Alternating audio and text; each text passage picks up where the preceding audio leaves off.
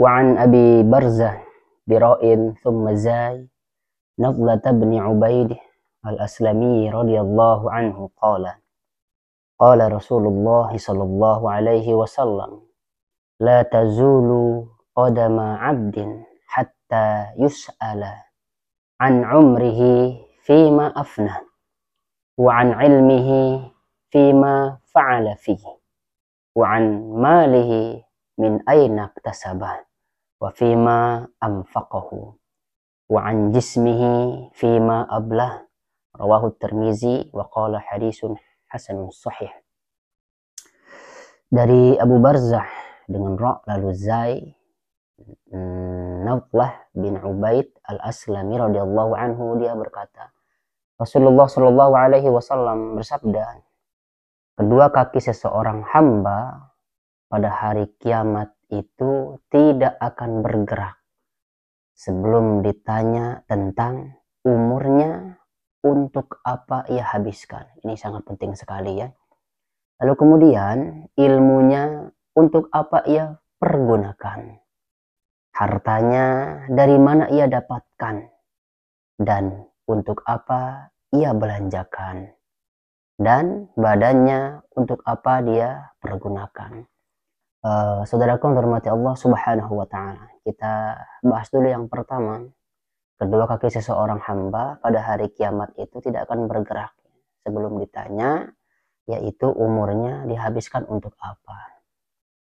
Nah, kalau umur kita gunakan dengan semaksimal mungkin untuk taat kepada Allah Subhanahu wa Ta'ala, maka nanti di hari kiamat kita akan selamat insya Allah. Insya Allah kita akan selamat. Beda dengan sebaliknya. Ketika Allah Subhanahu wa Ta'ala memberikan dia kesempatan, dia melakukan kemaksiatan, lalu Allah masih memberikan dia kesempatan, namun digunakan kesempatan tersebut untuk melakukan kemaksiatan terus menerus sepanjang hidupnya sampai dia meninggal dunia. Maka orang-orang seperti ini adalah orang-orang yang termasuk orang yang celaka. Oleh karena itu, ketika Allah Subhanahu wa Ta'ala masih memberikan kita umur sampai sekarang ini, kita gunakan dengan sebaik-baiknya. Tidak ada di antara kita yang bersih dari dosa. Tidak ada. Maka karena Allah masih sayang kepada kita, Allah memberikan kita nikmat waktu luang tersebut. Ya, kalau kita bisa mempertanggungjawabkan kenikmatan tersebut, maka nanti di hadapan Allah ketika kita ditanya, insya Allah kita akan bisa menjawabnya.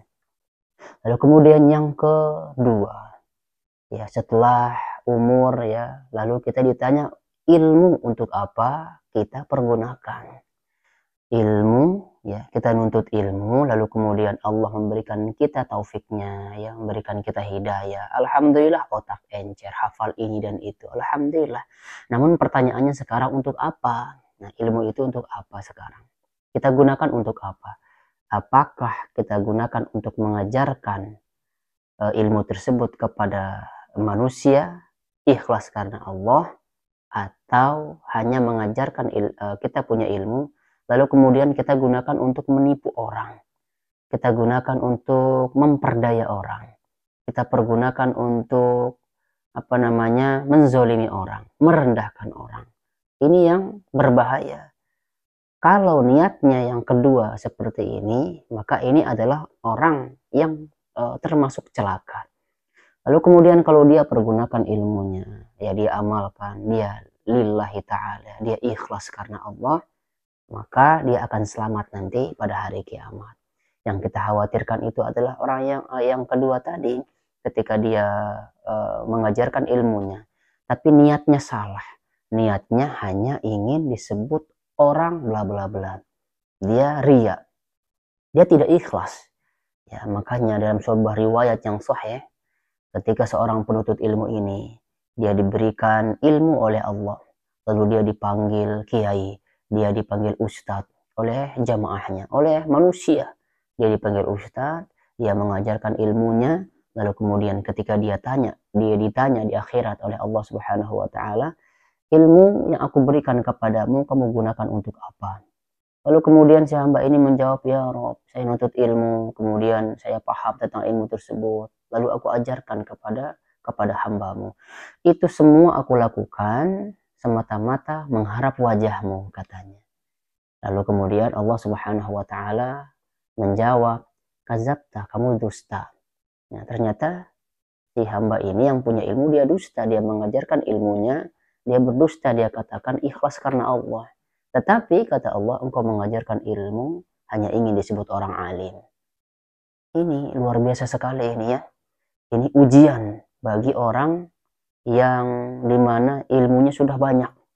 Ya, yang dimana dia diberikan ilmu oleh Allah Subhanahu wa taala, maka itu merupakan ujian. Kalau dia gunakan ilmu tersebut untuk mengajarkan seseorang, niatnya ikhlas karena Allah, maka dia akan mendapatkan pahala. Akan tetapi kalau dia niatnya bukan selain Allah, bahkan menjatuhkan kehormatan orang lain, membanggakan dirinya, pokoknya saya paling ini, ada pendapat yang lain, langsung dia tidak suka. Dia dekatkan langsung orang tersebut, lalu dia diskusi, tujuannya untuk menjatuhkan orang tersebut. Nah, ini yang bermasalah. Kita berlindung dari hal yang demikian. Lalu kemudian setelah ilmu kita pergunakan untuk apa? Allah juga bertanya, harta kita ini kita dapatkan dari mana?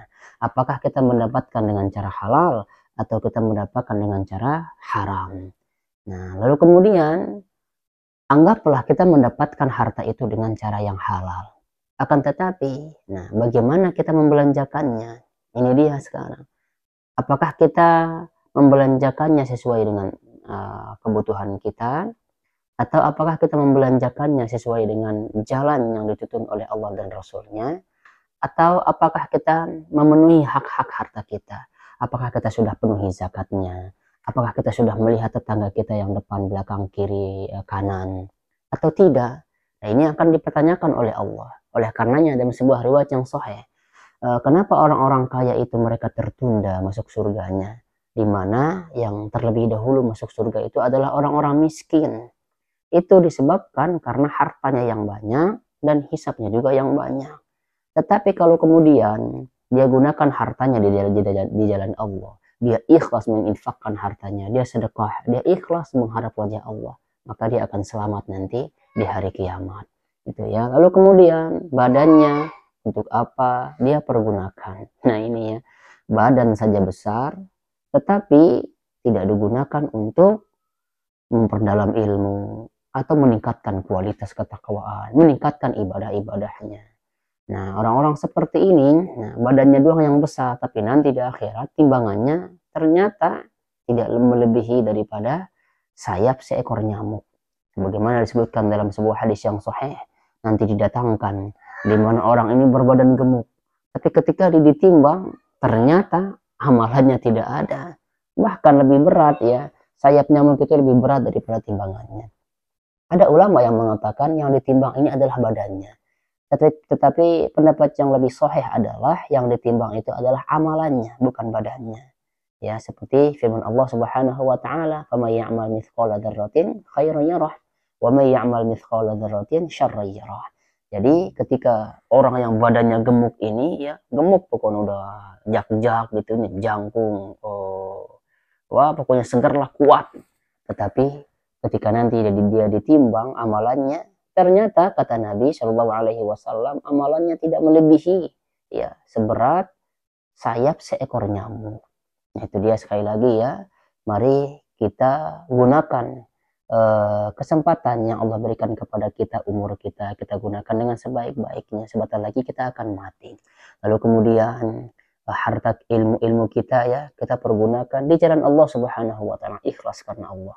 Lalu kemudian yang ketiga, kita pergunakan harta kita di jalan Allah Subhanahu wa taala.